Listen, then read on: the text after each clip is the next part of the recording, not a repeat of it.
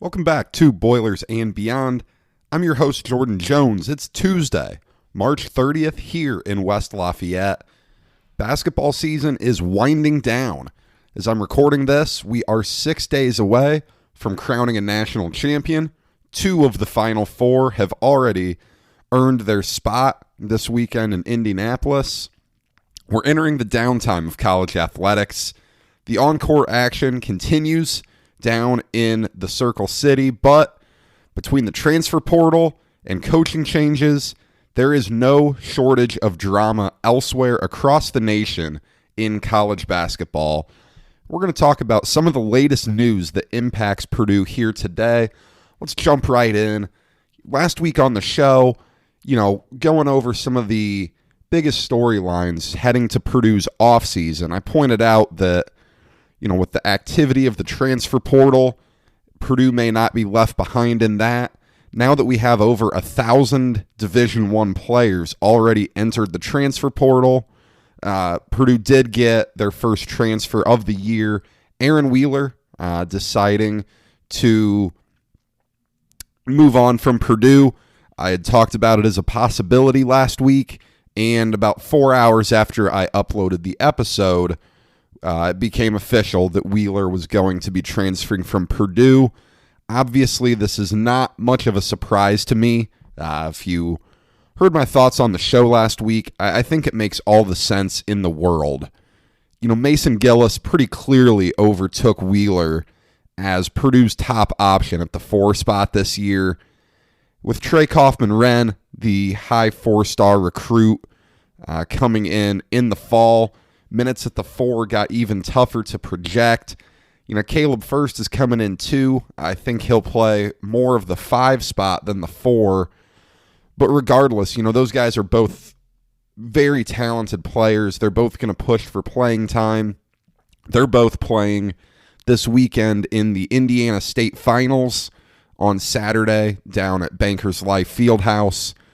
Caleb First and Blackhawk Christian in the 2A game.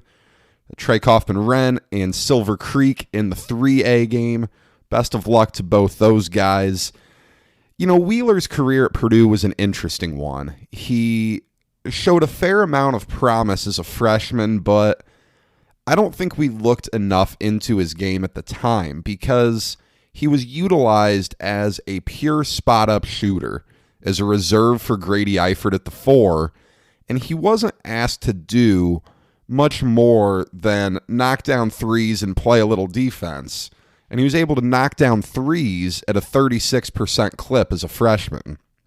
That's pretty good. As a sophomore, though, expectations were pretty high for him coming into the season. He was supposed to be the clear starter at the 4 to replace Grady Eifert off of that Elite 8 team. And in the exhibition game, I remember watching him on a Friday night against Southern Indiana have 17 points, think he knocked down 3 or 4 threes, and I thought he was primed to have a really big year. Unfortunately, he wasn't. He struggled immensely, shot 21% from 3 on the year, only like 26% from the field, and he lost his starting spot to Evan Boudreau. This past year begins the year as a starter down in the Space Coast Challenge. He's the guy. And then in the Indiana State game in early December, Mason Gillis takes over the starting 4 spot. That was the same time when Zach Edey started over Trevion Williams for a couple games. Gillis had a rock-solid freshman year. He never lost his spot. Credit to Gillis for that. He had everything working against him, having gone 2 years without playing in an official basketball game, coming off of an injury in a redshirt year. That's pretty tough to do, but, Gillis was rock solid. And on the flip side, Wheeler was just very inconsistent. He only scored in double figures 3 times, 26% from deep on the year, just up and down, and there was no game-to-game consistency. There wasn't a lot of performances where Wheeler would have a good game and then follow it up with another good big-time game. That just didn't happen much. He is entering the portal as a graduate transfer. That's awesome. That means he is on path to graduate from Purdue in May. Same time I will be graduating. That's excellent. That's what the transfer portal should be made for. That's what it originally was made for. A reward for earning your degree. And this is a much different situation than what Purdue encountered last offseason. Matt Haarms, no Gel Eastern, leaving the program. Haarms did graduate, but it sounded like the decision to transfer was completely a blindside decision to the coaches. I can't imagine in any way that Wheeler's decision to transfer blindsided the coaches. And then obviously, Eastern elects to transfer, no degree. The fiasco begins at Michigan. Then he settles on Howard. Never ended up playing a game there. And now I guess he is preparing for the NBA draft. This is a very similar situation to Jaquil Taylor transferring after the 2017-18 season. Decided to spend his final year at Hofstra. That was a situation where it was the best move for both sides, no doubt. And I think this is probably the same situation. Wheeler did have some really good moments at Purdue. A great game late in the season at home against Wisconsin this year. Sophomore year, he knocked down 3 triples in Assembly Hall on Bob Knight Day when Purdue got a really solid win over the Hoosiers. And then his career high, 15 points, came as a freshman and a nail-biting win over Maryland at Mackey. No Gel Eastern blocked a Anthony Cowan game winner attempt at the buzzer. By all accounts, Wheeler was a really good teammate. There was a nice tweet by Sasha Stefanovic wishing him well. Wheeler took to Instagram to thank Purdue. It was interesting. A journalist from Connecticut posted a list of schools to reach out to Wheeler. Some of the names: Clemson, Rutgers, Kansas, Boston College, Miami, Ohio, and some smaller East Coast schools. Obviously Miami, Ohio, not shocking. Jack Owen's connection. Owen was on the staff which recruited Wheeler here at Purdue. I'm not sure I envision Wheeler landing at a high major program, but he has some really good NCAA tournament teams reaching out to him. Wherever he ends up, best of luck to him. Wheeler was a fine representative of Purdue, always played hard. There was never any doubt that he wanted what was best. When I was at the Big Ten tournament this year against Ohio State, Wheeler did not have a good game, but you could see him on the sidelines firing up his teammates, getting excited throughout the entire Purdue comeback. Says a lot about him. Hope to see him end his career strong and go out on a really positive note. Will there be any more roster movement? In terms of departures, doesn't seem like anything's really materializing there. I know I said Emmanuel Duwana is a name I could see, but I have no idea where he is in terms of his recovery from the ailment that caused him to miss the entire season. At this point, I'm guessing he will stay at Purdue. I don't expect him to really see any type of playing time at Purdue, but, as I said last week, there are a lot of worse things in this world than getting a free degree from Purdue University and moving on in life from there. No one else would really jump out as a likely transfer candidate to me. In terms of arrivals, Purdue does now have an open scholarship. There are over 1,000 players in the portal. Without in-person recruiting, it makes this a lot harder. If it does happen, you would think it has to be a guard, but I couldn't even consider coming up with a name for you. There's so many dynamics that go into this, and I don't know that I can think of anyone who's entered the portal that jumps out as a Purdue guy. I personally don't think Purdue needs an addition all that badly. I think this group is in a really good spot moving into next year. You never know, but we'll be surprised if Purdue adds someone on the transfer portal. We've seen some Big Ten coaching changes. We've got 3 of them to discuss today. The first one, a little bit quieter because it is Micah Shrewsbury at Penn State, the former Purdue associate head coach and the former Boston Celtics assistant. Talked about this on the podcast before. Great stuff for Coach Shrewsbury. It is very difficult to get a Big Ten job as your first head coaching gig. This is a bold hire by Penn State. It's not often you go with a head guy with no head coaching experience. However, Brad Stevens and Matt Painter both speak very highly of Shrews. That helps tremendously. 2 guys who are very well respected in the basketball world. Unfortunately for Shrews, he does have an uphill battle. 6 Nittany Lions have entered the transfer portal. Guard Isaiah Brockington has announced he's coming back. Some other significant guys, though, Myron Jones is in the portal. John Hara is in the portal. Reportedly, Micah Shrewsbury has told them all he wants them to come back to State College. He'd love to get as many of them as he can. I think he's got a decent group of guys he's walking into. I don't know that I think they're a group that's NCAA Tournament caliber, but, overnight, this isn't going to be an easy plug and play, get to the NCAA Tournament. That's not how Penn State basketball is, but I do think Shrews is the guy to get them there. This has never been a fan base that's crazy about basketball. I make jokes about it. I know you all have watched plenty of midweek games, 7 p.m. tip-offs where the Bryce Jordan Center is just vacant. It may be a few years. The expectations won't be completely unrealistic. I think with all that, Shrews is the right guy. I think they will give him the time he needs to build that thing up a little bit, and in their better years under Shrews, they can be a consistent tournament team.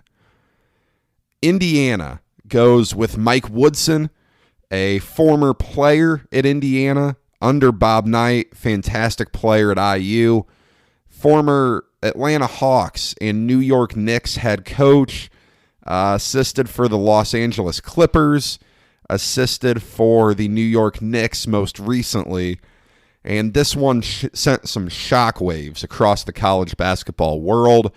Indiana strategically allowed this news to come out at halftime of the first Sweet 16 game on Sunday. Of course, this isn't surprising. Indiana basketball wants nothing more than the attention to be on them, and they succeeded there. On paper, this clearly wasn't Indiana's first choice. We all are aware Brad Stevens was number 1. Rumors were that Chris Holtmann was number 2. I haven't seen that really confirmed anywhere, but it was pretty evident that the Hoosier athletic department was interested in Holtmann. I don't know how many other coaches were contacted. This is a pretty bold hire. The negatives, assuming you have read up a little bit on this, the negatives are pretty well documented. Woodson is 63 years old. He has no experience coaching in college basketball, and his winning percentage in the NBA was .463. Under 500, not fantastic. Now, you do get the positives. Some NBA experience always helps on the recruiting trail. I think we've seen with Purdue, Micah Shrewsbury's NBA experience really help. He's an Indiana guy. Mike Woodson is originally from Broad Ripple, played for the Hoosiers. With his time spent in the NBA, he clearly has great X's and O's knowledge. You don't stick around in the league that long without knowing what you're doing. Now the question is, will this work out? Indiana has struggled and certainly not lived up to who they want to be since Bob Knight was fired in 2001. I really don't know if this will work out. the NBA to college path is littered with failures, but Juwan Howard is the gold standard. And as I'm recording this, Howard is, prepping for a game in 12 hours to go to the Final Four in his second year at Michigan. Now, part of that is that Howard came into a great situation. John Beilein had things rolling up there. They were a fantastic program before he left for the Cleveland Cavs. Woodson comes in to a spot where Indiana hasn't made the tournament in 5 years. Archie Miller clearly didn't work out. Woodson's got his work cut out for him, and his first order of business is to address all their players in the transfer portal. Armand Franklin, Race Thompson, Aljamain Durham, Christian Lander, Jordan Geronimo, and their transfer, Parker Stewart, who never played for them. He's back in the transfer portal now. Who knows what Trace Jackson Davis will do? With the transfer portal being so active, there is a path to rebuilding that program very rapidly. You just have to hit the portal hard, get guys in there who are ready to play basketball the way Mike Woodson wants to play. But as I mentioned already, with COVID and all of that, it's an odd time to go transfer shopping.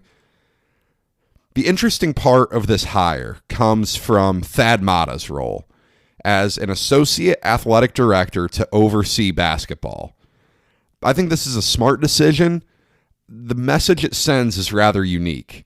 Athletic director Scott Dolson wants to have someone overseeing this to make sure the NBA to college transition isn't a complete disaster. Matta's role seems to be rather limited. I'm not sure exactly what it looks like. Matta was fantastic at Ohio State. He'll be a good addition to this athletic department, but just the influence Matta has over Woodson will be the interesting part. Pressure certain to be incredibly high.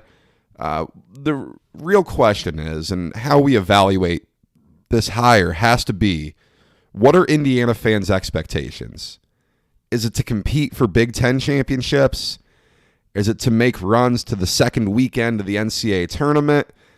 Is it banner 6 or bust? All of these are important to know ahead of Woodson taking over. If you're taking a banner 6 or bust mentality, you could be in another situation where by 2026, Indiana's out searching for another head coach. Then finally, Minnesota hires Ben Johnson, former Xavier assistant coach, and he fits the trend of coaches returning to their alma mater. Johnson, a 2005 Minnesota graduate. Quick ascension as coach. 2005 graduate to 2021 head coach. That's pretty quick. He spent time as an assistant at Texas Pan American, Northern Iowa, where he was a part of their staff during their legendary upset of Kansas in the 2010 round of 32. He was on Richard Pitino's staff from 2013 to 2018, and then was at Xavier from 2018 to the end of this season. Obviously, he is very young, 40 years old as he takes over the Gopher program. The last time I can think of a coach that young getting a Big Ten job would probably be Matt Painter when he took over in his mid-30s at Purdue. Obviously, the appeal here would be his connections to the state of Minnesota. He is a Minneapolis native, graduated from Minnesota, and recruiting within the state will be his top priority. There's a lot of talent in that state. All that talent tends to go somewhere else, though. And Exhibit A is Jalen Suggs, leading Gonzaga to a monster season as a St. Paul native. There was nothing to indicate he was going to consider staying with the Gophers, and that's disappointing for them. Patience is an utmost priority during this transition. You have a steep learning curve as a young head coach. Hiring on some experienced assistants would be very wise of him. This isn't, the most successful program in the Big Ten, Pitino only made 2 NCAA tournaments in 8 years. The Big Ten's depth this year probably wasn't a fluke. Purdue, Ohio State, Michigan, Michigan State are all in really good spots as programs. Illinois, Maryland, Wisconsin, Iowa, they're all working towards that type of stability. Indiana's always a threat. Nebraska, Northwestern, Rutgers is doing well as a program. Nebraska, Northwestern, not so much, but there aren't a lot of pushover programs in this league for Minnesota to just beat up on. I was surprised by this hire. I didn't see it coming. I expected a much more proven coach to take this job, but I think this could work. Minnesota will need to be patient. This isn't going to be a slam dunk immediate improvement, but if Johnson can start recruiting the Minneapolis area better than his predecessors did, I think this could be pretty good deal for Minnesota. Some other interesting coaching changes. Richard Pitino bounced right back, landed the New Mexico job. That was kind of surprising to me. That was a done deal within 24 hours of his firing from Minnesota. He'll look to follow the path of Steve Alford. Took that job after getting fired by Iowa and had some pretty good success there before parlaying that into the UCLA job. And then Shaka Smart leaving Texas for Marquette. Pressure from the rabid Texas fan base easily explains this one. No NCAA tournament wins in 7 years for Shaka Smart. Clearly just a pretty smart move in my opinion. He was going to get fired after next year, more than likely. So take a good job while you can get it. Marquette is a potential Purdue opponent in the Gavitt games, though the last 2 times Purdue has played in the Gavitt games, Marquette has been the opponent. So I don't anticipate that one coming again, but you never know. Some quick thoughts on the NCAA tournament. Michigan still alive for the Big Ten as I'm recording this. If you're listening after Tuesday evening, hopefully the Wolverines won. They've got UCLA here coming up. Gonzaga looks borderline unstoppable. They absolutely dominated Creighton in the Sweet 16. Tonight USC will be a very interesting matchup for them. I think that's going to be a pretty good game. Big time year for the Pac-12 as a whole, though. 3 teams in the Elite Eight. Obviously, UCLA coming from the first 4. Oregon State, their Cinderella run ended last night to Houston, but what a run it was for the Beavers. Then USC playing great basketball, just dismantling Oregon in the Sweet 16. After a 1-year hiatus, we're reminded again of how unpredictable the NCAA tournament truly is. Oral Roberts an inch away from the Elite Eight as a 15 seed. Max Asmus almost knocked down an incredible buzzer beater. Oregon State was a 500 team in the regular season. UCLA last 4 in. This year had the highest average seed in the Sweet 16 of all time. The tournament is the greatest event in sports. There is nothing that compares to it. It is unbelievable to watch. It is an unbelievable roller coaster of emotions. Your team is in it, but it's also a pretty bad way to evaluate the strength of a program. I've seen plenty of frustrated Purdue fans in the last 2 weeks complaining about the early exit to North Texas, and I understand. It's disappointing. Here are some things to keep in mind. The more you make the tournament, the more this is bound to happen. Matt Painter has made the tournament 13 times. He's 10-3 in the first round. That's a pretty good record, in my opinion, especially when you consider that there have been 3 instances under Matt Painter where Purdue was a lower seed in the first round. 2007, Purdue was a 9 seed against 8-seeded Arizona. 2012, Purdue was a 10 seed against 7th-seeded St. Mary's. 2015, Purdue was a 9 seed against 8th-seeded Cincinnati. Purdue was 2-1 in those instances. The other two losses, Little Rock and North Texas, those are always going to hurt. I understand. I agree. But programs lose in the first round. I know, Roy Williams just had his crazy stat that this was the first time he'd ever lost in the first round. That is by far the exception to the rule. Even Duke, in recent memory, has lost to both Lehigh and Mercer. And that happened in maybe a 2 or 3 year span where they lost both those first round games. This year we've seen Houston. They were the prime example of a team getting an easy path to the Final Four. Every team they played in their regional was a double-digit seed. That has never happened to Purdue under Matt Painter. They've really never gotten that type of break. The 2011 loss to 11th seeded VCU, who made that run to the Final Four, is the only time I can really think of an upset happening in Purdue's region that helped Purdue along the way. They've never gotten the luxury of being a 4 seed where an 8 seed takes out the 1, or a 3 seed where a 7 seed takes out the 2. It's easy to sit and complain about Purdue's loss, but perspective is important here. 67 teams go home with some degree of displeasure. Obviously, it's different for Purdue fans this year than it was for Norfolk State fans when they lost to Gonzaga. 2 different levels of displeasure. Only one team can end with a win. You can drive yourself absolutely crazy by stressing over this and complaining about this. It's called madness for a reason.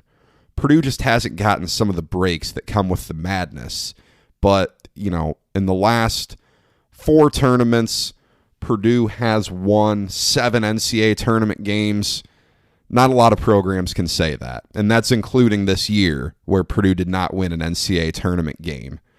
Try to keep your head up. I know I pay a lot of attention to the message boards on goldenblack.com. The people are going crazy, but at the end of the day, Purdue's in a really good spot moving into next season, and the more you dwell on this, the more disappointed you're just going to be for the entire offseason. A couple of closing thoughts about Purdue athletics and sports that we don't always cover here on Boilers and Beyond.